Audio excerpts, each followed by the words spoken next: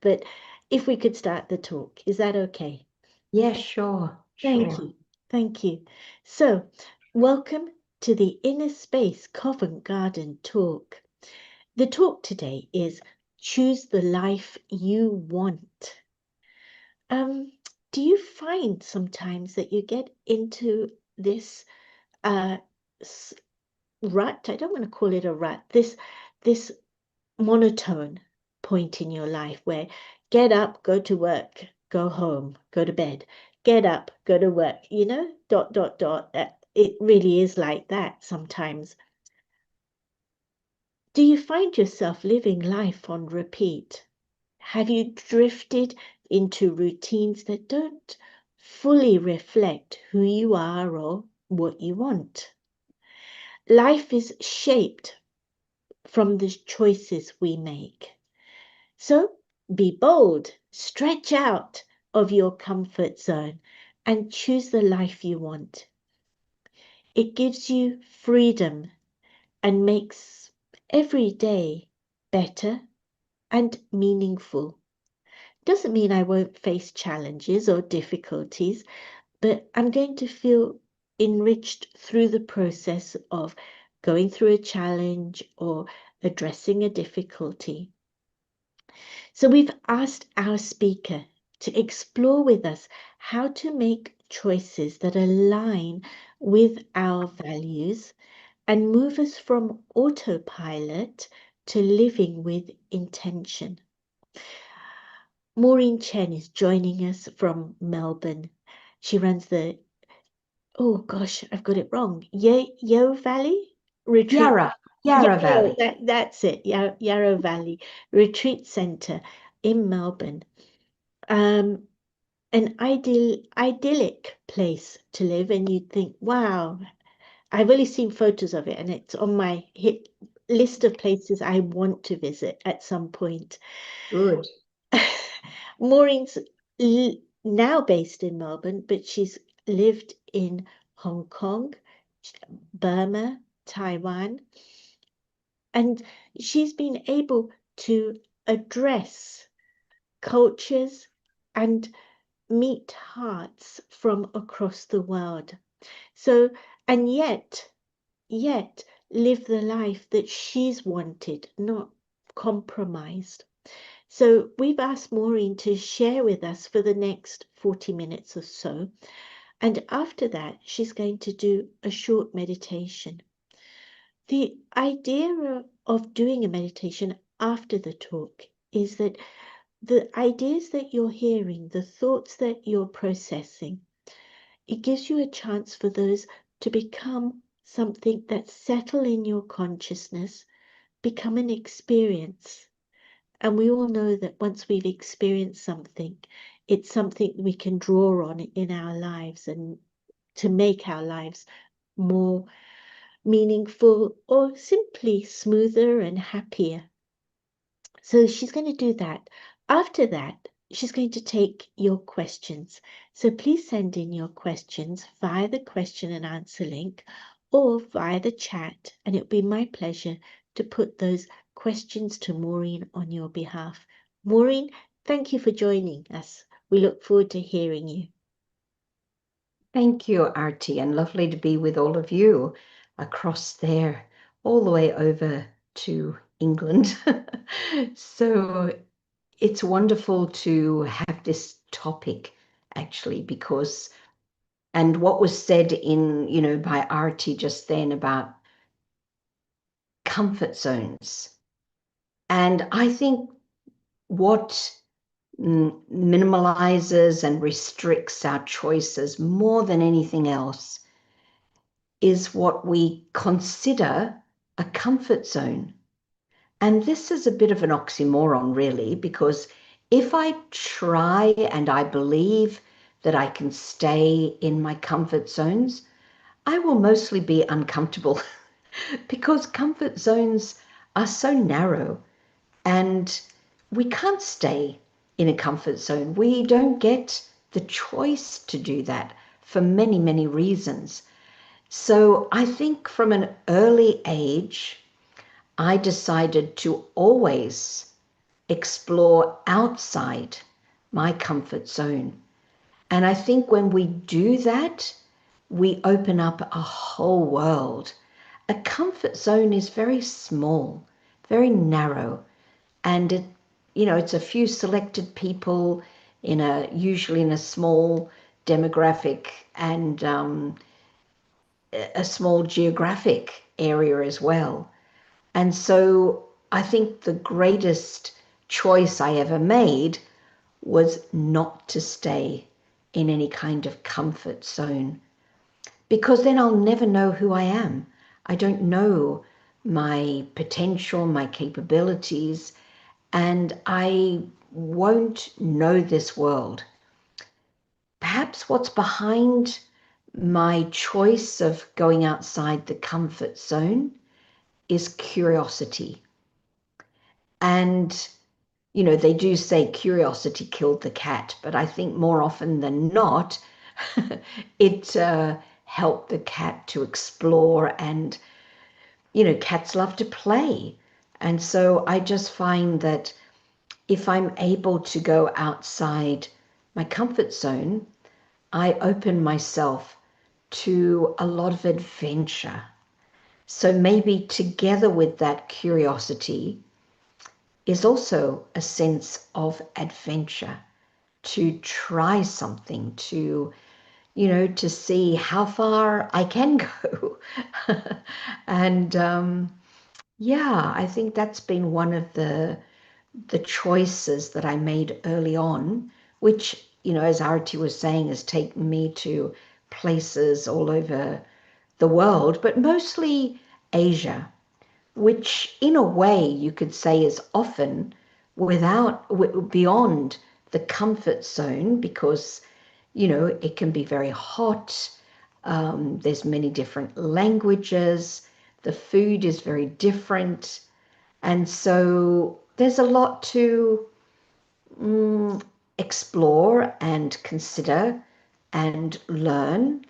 And perhaps that's why I really do love Asia so much. In fact, I've spent 32 years in Asia, and it's very much in my heart. So even though I'm based now back in Australia, I still travel to Asia a few months a year, and it feeds my soul. So again, going back to these choices. So yeah, I am coordinating this retreat center in Australia, but when I choose to share and yeah, share meaning to empower others and to let others step in, that gives me a lot of freedom. So I'm fortunate to have another person here who is more than happy. In fact, she really wants to grow. And so she coordinates the center when I'm not here. So, sometimes we're very protective of what we create or are creating, and we are scared that others might spoil things or not do things as I would like them to be done.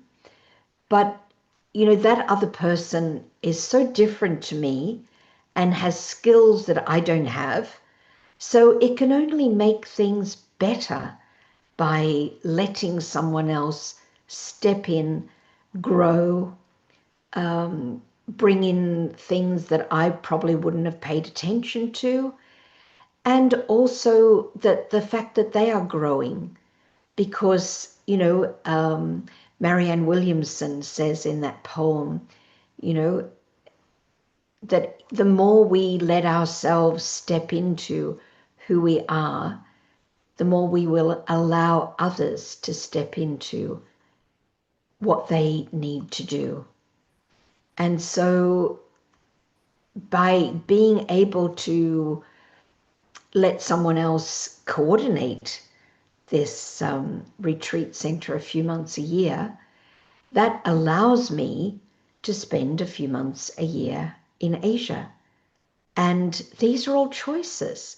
You see how one My choice would be to spend time in Asia, and my choice would be to empower others and to accept differences. But all of these things serve me because I'm then able to live the life I choose to live.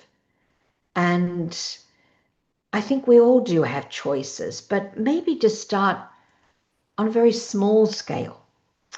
And that is our daily life. I have a choice what time I choose to get up in the morning. I have a choice to a great extent, more than we realize, how I'm going to live my day. And when I have those choices, I can maximize my joy and my experiences. And I think one of the most wonderful things that came in when I was working in Australia many, many years ago was flexi time. And I just found that amazing because it gave me so many choices, many more choices. I didn't have a 9 to 5 job. I had a job where I could come in at 8, save up some hours and have an afternoon off to go to the beach. I had, or whatever else I wanted to do. So the more we give others choices, I also think the better they respond. Because then when people are living the life they want to live, and when they're able to include, aspects that otherwise would be difficult to fit into the life, then I think they serve us better. And I think being able to have that flexi time was such a great freedom that I experienced rather than the 9 to 5. And nowadays, since COVID, a lot of people also have the extra choice of having sometimes 1 or 2 days that they can work at home. And so just having a little variety really helps us to appreciate many more things in life. Because I think when we're home for a few days, we probably appreciate being in the office, being focused, having, peers. There's benefits in both being at home and being in the office. And it's wonderful, I think, not to have to choose one or the other, but being offered choices. So it's not only about my making choices, but I think as much as we can give others the opportunity to make choices, then that also is very healthy. Recently, we had a volunteer here at our retreat center, and there's a lot to do, a lot of cleaning, cooking, organizing, and this person is a creative. And I know that this person can't put aside her creativity. And so we are working out ways that she can keep being creative and we get enough, of the really core things done that we need to get done. But I would not want to suppress her creativity, nor could I. I see when I did attempt to, I think, a bit because we needed more cleaning done, but it wasn't good for her. And if it's not good for her, it's not good for our community.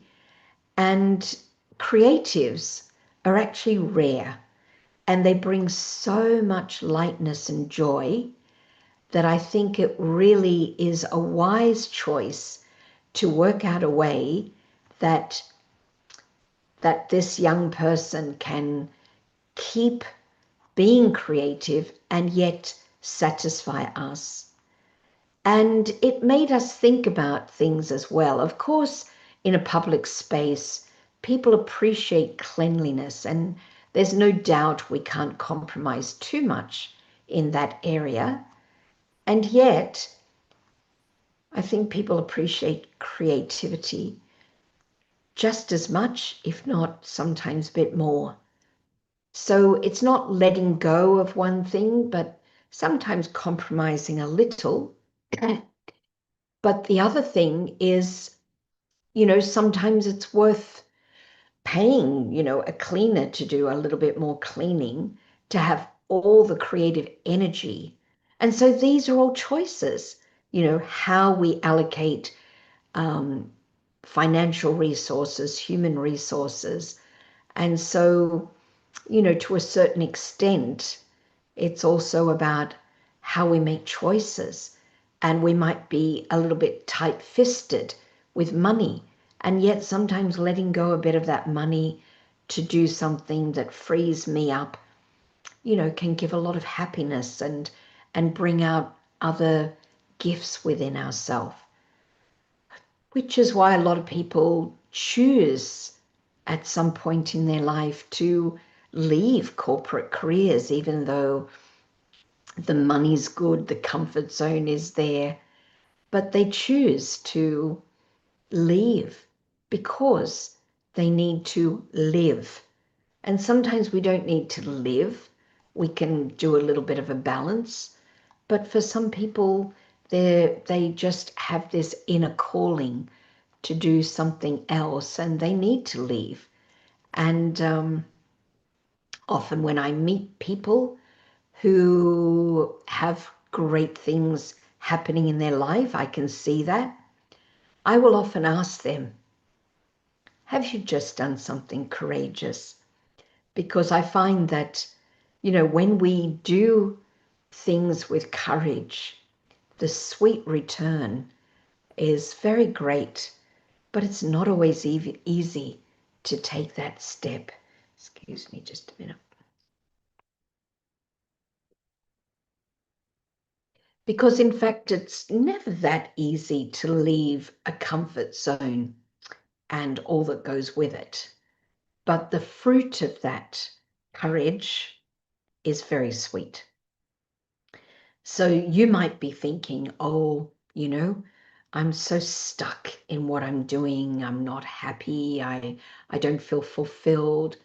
So, if we really think broadly about our choices, we may be able to, incorporate some aspects of what I would love to do into my present work role and into my life.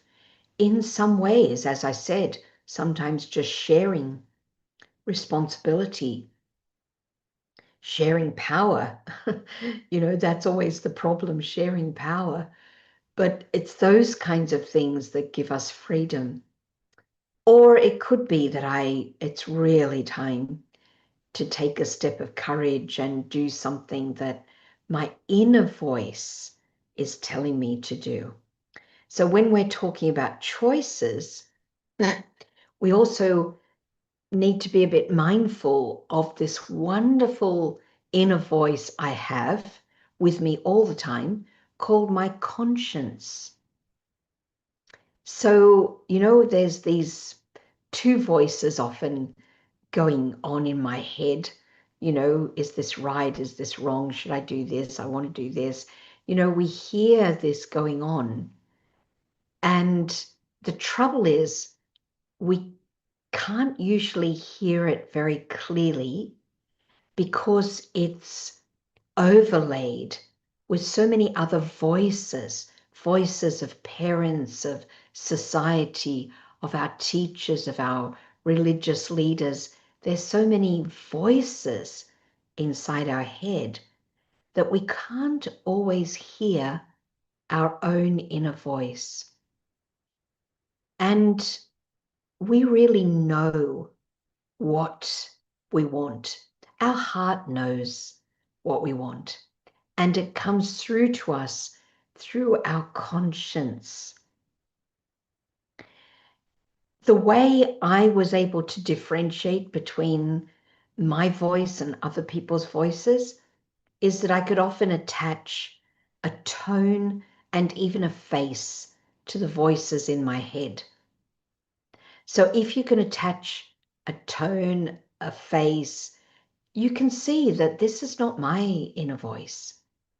And we can just put that aside for a while and really listen to what our inner voice is saying, because we need to choose according to our destiny, according to our heart. And if we come from there, we kind of get on our line. And when we're on our line, you could call it a line of destiny, things flow magically, amazingly, which is why, I said when I see people and magics happen in their life, I say, have you just done something courageous? Because they've often stepped back onto their line that they might have stepped off for a while because of temptation, because of lack of confidence, because of other people's opinions. But the stress in our life is where we're meant to be and where we've ended up. And often, very, very often, mostly, I think we can come back onto our line. But it's a choice. Of course, something has to go to be able to do that. So, but just knowing clearly. And in my experience, when I start to get onto my line and I'm aware of it and I'm headed in that direction, signs come, invitations come, connections are made. It follows the intention. And as our wonderful brother from over there in UK, Mike George, says, our conscience will dictate our life, whether we want it to or not. And to me, what that means is if I'm not living by my conscience, living by my inner truth, my heart center, then I won't be happy and I eventually won't be healthy generally, because the conscience keeps knocking. And if we don't listen to this, then it will try other ways to make us listen. And so choosing choosing to listen to the conscience is much more comfortable in the long run than choosing not to. So there is that inner voice that really knows deep down, I know what I need and what I'm meant to be doing with my life. So that is a very big indicator, and I don't know if you call it a tool, but definitely it's a inner power, a strength, a gift that we can heed. But they also, so we were talking about choices in our daily lives. So we do have a choice what time we get up in the morning. So I know not everyone's a morning person, and there's reasons often for that too. But I choose, and I think it is partly not that difficult for me, to be honest, but I do choose to get up early because I love that I have a few hours every morning as me time. And it's just wonderful to have a few hours where I can choose what I'm going to do with these few hours. I can meditate, I can study, I can read, I can do so many things when I've got me time. And so as a long-term practitioner of meditation and working in a charitable organization, having those few hours also keeps me balanced, because it's the time I can look after my inner world, my outer world to some extent too, because I don't get any other time to do my ironing. So my inner world and my outer world.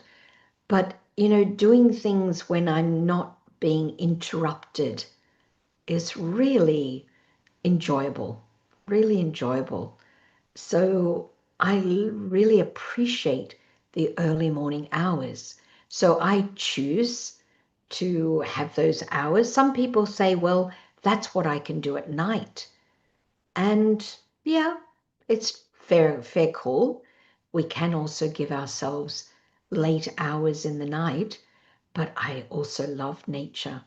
So it satisfies the the joy and the wonder, the awe of nature when I can be up early. And I am blessed to be in a beautiful environment with a lot of nature. But even when I was living in Hong Kong, in Taiwan, I didn't have that. But still, I can hear birds even in those places early in the morning, and it's less noisy. And also when you're living in a crowded city, people are still asleep. So the the energy at that time is less frenetic. It's a calming time. And so I think that also serves me very well because, I read I've studied a little bit of the brain waves and neuroscience, things like that. And they say in that, what I read is that we can't actually bring change in ourselves unless we're in the beta state. So theta state. So we have beta, alpha, theta, delta, gamma. But theta is a very deep, relaxed state. And I found that fascinating. And because I do want to change still many things, I find the more I can let go of those limitations that are still within me, I become more happy, more free. So I do want to let go of more and more aspects that don't serve me. And knowing that I can only do that when I'm in peace guides me to choose peace in my life. And the more we understand about, the effect of stress and the emotions on our health, on our relationships, on our life, I think the more I choose peace as, as my default, that I want to, start from there in everything I do. And so I choose to get up early. We can also choose the company we keep. And of course, it's always good to include people in our lives that will help us grow, and they can be challenging people. Um, so there is that aspect. But on the other side, I don't need company just for company's sake. If I don't have good company, I'm quite happy to be alone. So it means that, I won't keep company as a comfort. I will actually more keep company to stretch myself and to learn and grow than as a comfort. So I have a choice what time I get up, the company I keep. And company also means, well, it goes into what I consume, the media. So I really need to choose what media I expose myself to. Because whatever I consume with my mind, I have to process that and deal with it. It goes inside, and I have to, then kind of try and get rid of images or impressions or, so I have to carefully choose what I consume with my mind and, of course, with my diet as well. So I can choose, the diet that I'm living my life with, because that affects a lot. And I know, one of my friends, he was a life coach, and what he based his coaching on was helping people to be aware of their energy and what brought their energy up and what brought the energy down. And I think that's a very good indicator of what choices we need to make in our life. Anything that will raise my energy is good for me, because I have more energy to choose and to actually fulfill what I would like to fulfill in life. Because sometimes we want to choose something, but we don't have any power to do that. But when we, base it on our energy level, then we can very clearly see that if I choose this, it will take my energy up. If I choose that, it takes my energy down. And that is pretty clear. So whether you have a coach or whether you become your own coach, just make the choice to always bring the energy up, because energy is magic. It's amazing what happens when we have a high frequency, a high energy. And that's another whole topic, but just bringing our energy up is so important. And I remember I was with a friend, and her and her husband were arguing in front of the children.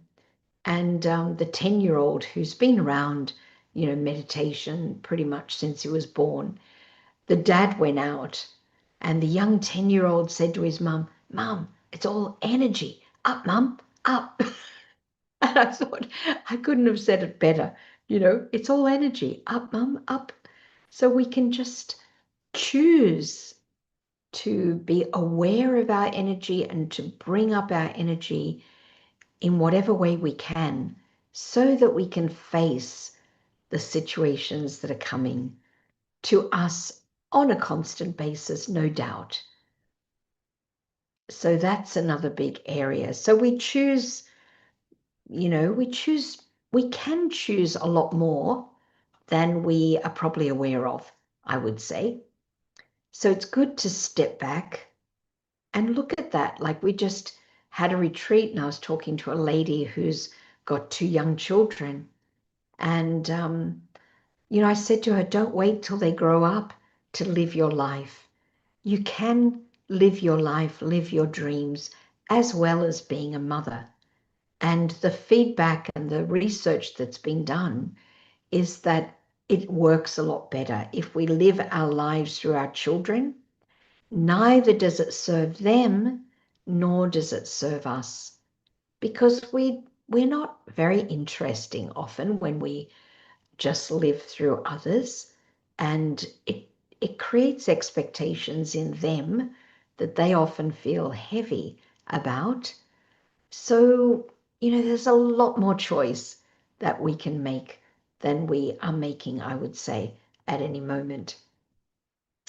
And then there's another thing that's said, and that is part of this. It said that there's no such thing as problems. There are only choices. Think about that. There are no such thing as problems. There are just choices. Do we have a choice with every situation? I mean, just take that away and start to apply it. Because often, very often we do. And when we don't, we have a choice as to how we will think about this problem. That is already a choice. Like, I could have some chronic illness or pain or anything that I'm kind of having to tolerate or live with. But I do have a choice how I think about it. And sometimes we don't feel we have a choice because we can't manage our mind. And that's why we need to do that. because I have a choice. I have a mind. I have a choice that I can learn to understand it and really make it a friend so that it serves me. And I'm thinking about this a lot again lately. I've been doing this meditation nearly 50 years, and yet, just now I'm thinking so much about the mind being my friend and not thinking about it as an enemy at all. It's just up to me to work with it and how I think, how I talk to myself. Yeah, it's just such a wonderful way to look at things, because often the mind is seen as an enemy and we feel trapped and we feel, that we're going crazy even. But it's my mind. No one else can fix it for me. And there are many ways that will help me to improve the state of my mind slowly. You can't expect to change or to stop this racing horse overnight, but we definitely do have that choice. And there was another thing I wanted to mention, and that was a quote from Brené Brown that I found very helpful. She said that we take everything in life with either wisdom or woe. And woe is when we take things personally.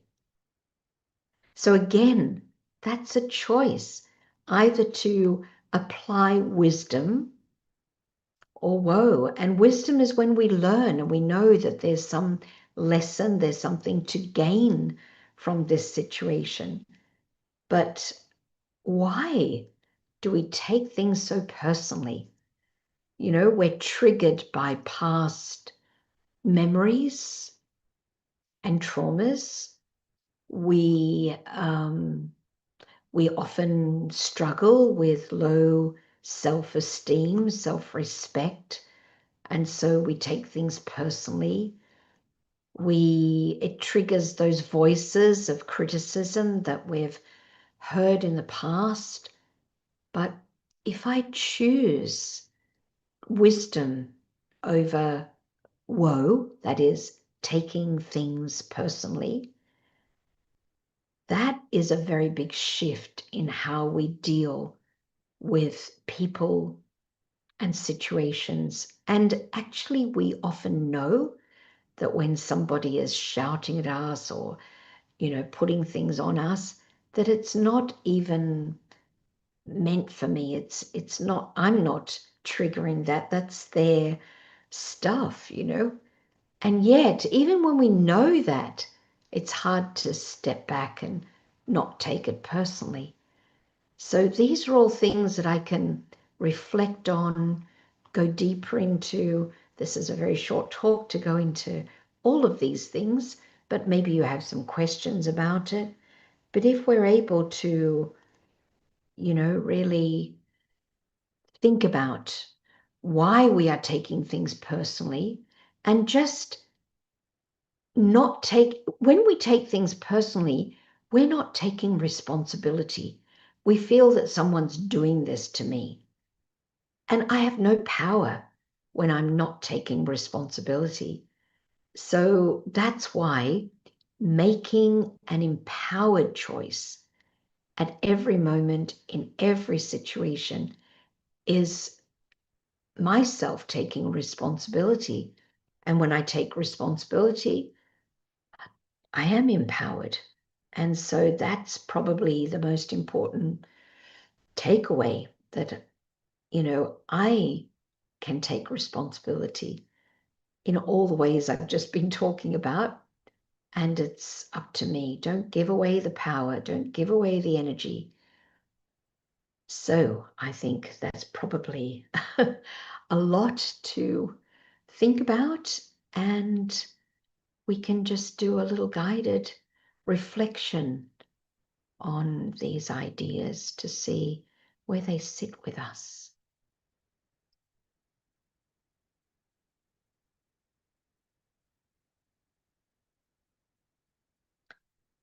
So, okay, there's a lot of ideas that have just been shared, but now let me go into my own inner world.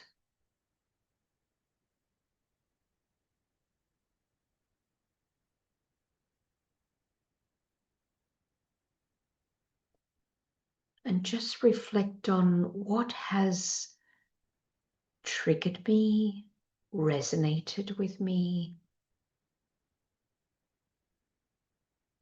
What did I hear that I was meant to hear? And can I continue to listen to that inside?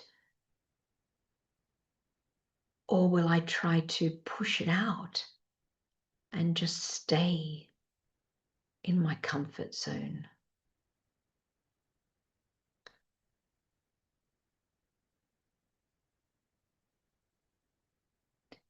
So let's come back to this idea that we can only really bring change when we are at peace, when we're in a relaxed state.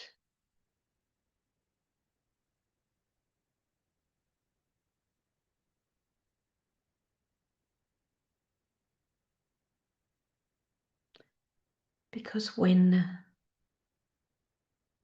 we are at peace, we become attuned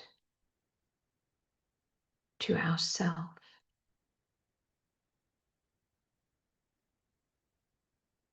and our true nature of peace. And that makes the change so much easier. I don't have to become peaceful.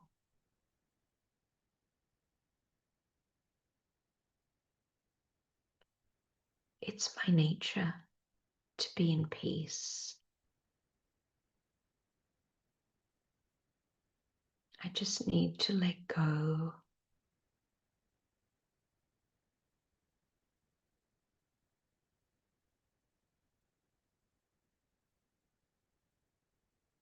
of everything that's coming up.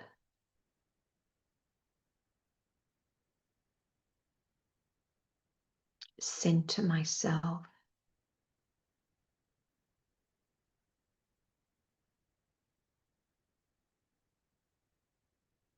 Come into a state of balance.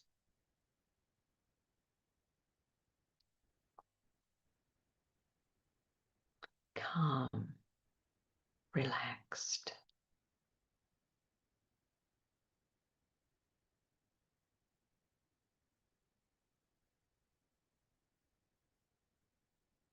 And then in this state, I can plant a seed, a thought.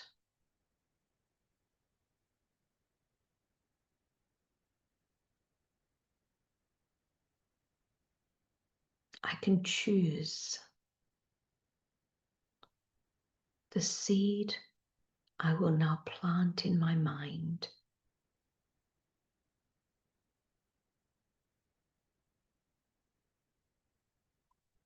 Not many seeds, one seed at a time.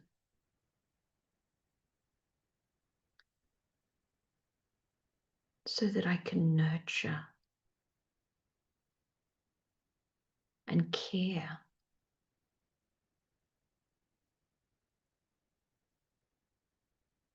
for this seed to take root and strengthen.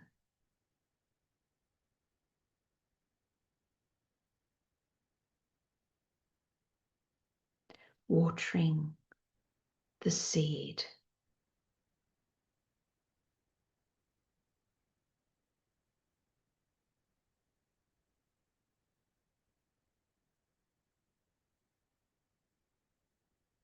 with powerful thoughts.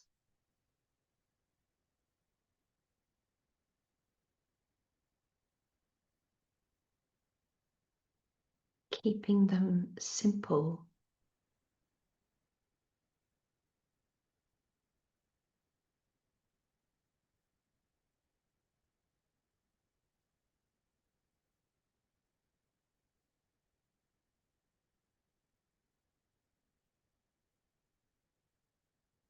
What is that one choice that I need to make that's coming again in my inner voice?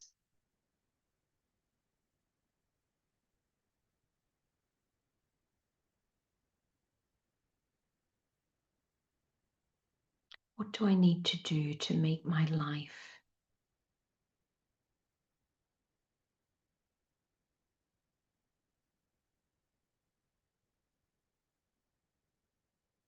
more enriched?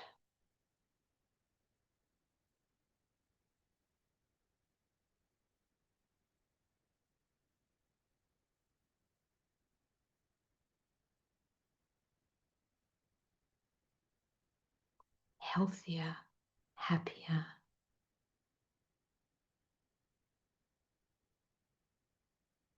empowered.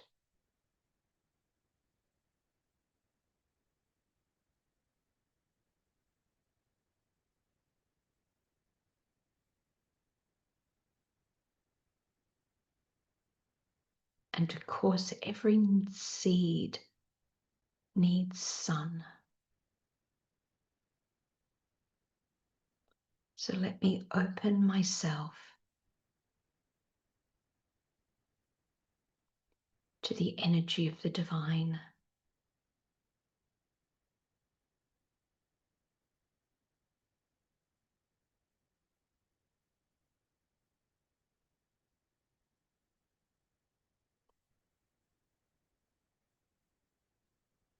And let that light and warmth and energy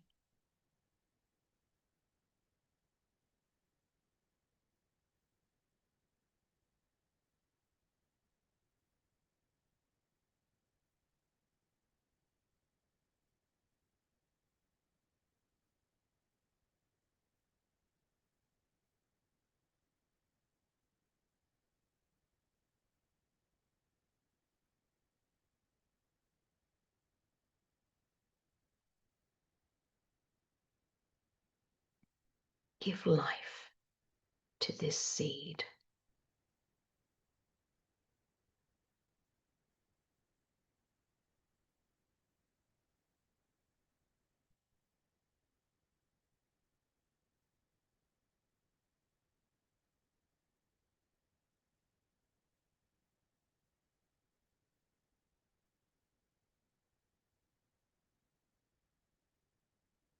Sun and water. The water of love.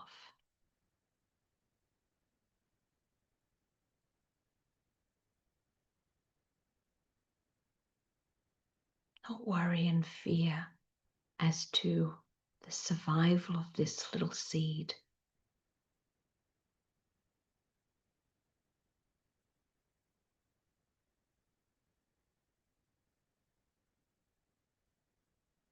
But love.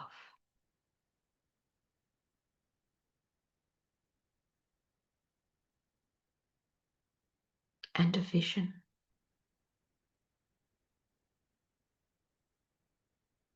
of what this seed will look like as it grows.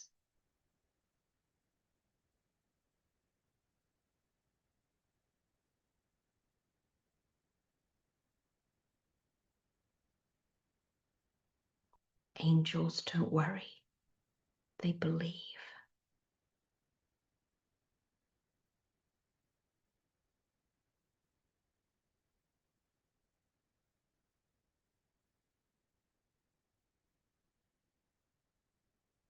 So as well as putting in the effort,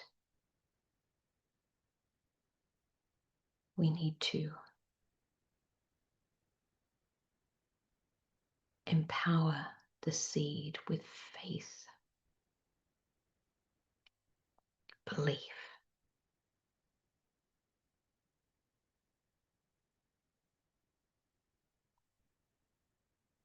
Okay, so all the best with this little seed, and may it grow and blossom and make your life fulfilled. Shanti.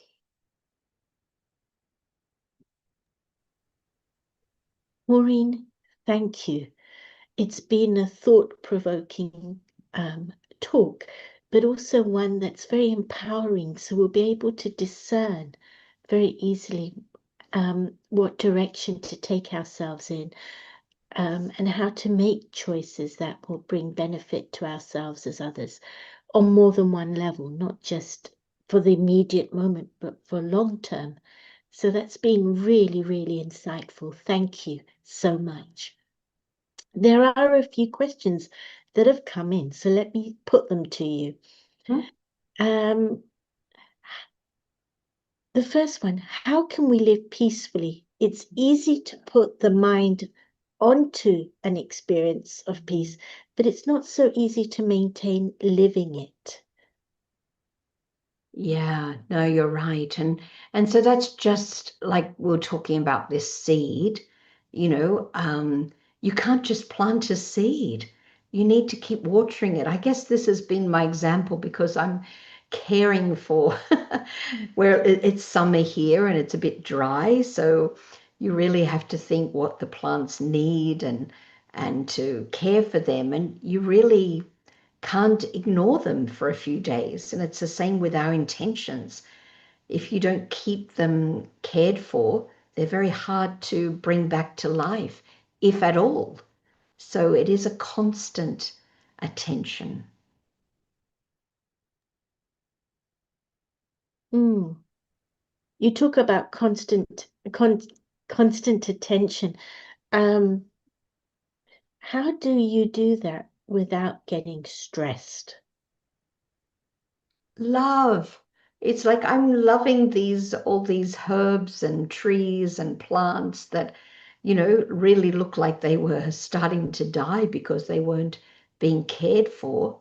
So it's not a stressful thing to keep them alive, but it's love. And I must say, I'm so happy that they are responding. So that's also part of it, that when you see, that there is an improvement, it gives you a lot of encouragement. And when I think back, of course, it was a bit of work to get out there and water, but not much really. I mean, compared to the return that I'm getting and the disappointment if they had died, it's really worthwhile. So it's not really a hard effort, it's just a little attention. Mm, interesting. I like that. The next question is, how do you take responsibility when you feel disrespected? When you're disrespected, Yes.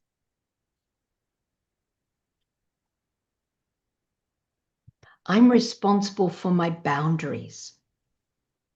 So, one of the things I have learned over the years is that I had a little bit of a habit of tolerating inappropriate behavior. And I choose not to do that anymore. I mean, to some extent, I still do, but I'm much better. And when I say I don't tolerate inappropriate behavior, we can still be respectful to the other person, but clear boundaries. That's the way to do it, I would say. And that can be spoken. I need to speak up and ask someone, I'm sorry, but this is not the language I feel comfortable with, or, can we let that go now? But to speak up with dignity and self-respect. Mm. I like that. Speaking up, but speaking up not out of aggression or force, but with dignity and self-respect. I really like that. Thank you. Um, this is a good question. It was one that I was wondering about earlier. How do you know the choice you make is a good one? We have good intentions, but sometimes we put our foot in our mouth. Or just generally, how do we know that the choice I'm making is good? Yeah, it's true. We don't always know. We don't always know, but I just feel that I that's part of my taking responsibility, that to the best of my understanding and knowledge at the time, I make a choice and I'm willing to take the consequences because, I've made the choice and I'll learn and I'll grow. But definitely that inner voice helps me to know if it's the right thing. And also the question, why wouldn't I do it? And often the answer is, oh, because of what other people might say, because of fear. So ask that question, why wouldn't I do it? And you'll often get, clarity as to whether it is the right thing to do, regardless of the consequences in the short term, let's say. Nice. I like that.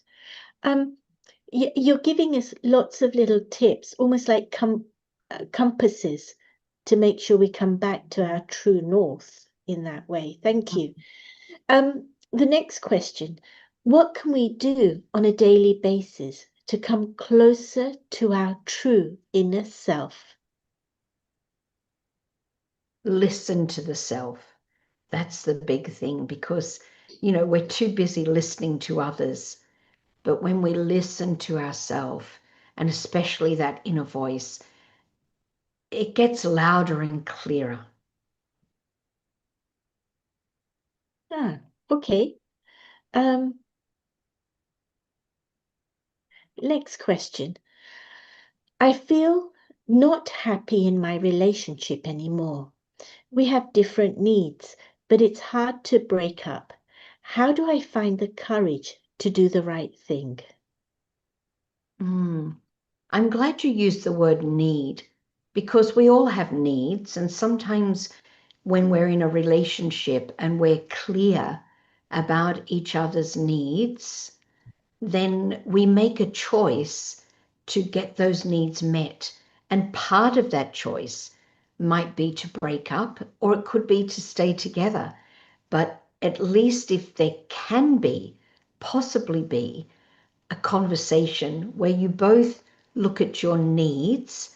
And if you want to be very clear about needs, you could look up the non-violent communication because they have needs lists and they call it emotional literacy. And I find that when I really can articulate my needs, then it's a lot easier for myself and others. Often we get stuck in confusion because we're not clear about our needs. So there's a website, CNVC, Nonviolent Communication, C. So CNVC, Center for Nonviolent Communication.org, cnvc.org. And you'll find a lot of resources. And this word need is the key to unpack all the stuff going on. Maureen, thank you so much for making the time and sharing such deep insights in such a simple but very practical way. It's almost like you've taken a 10-course meal and made it a snack so that we can access it straight away.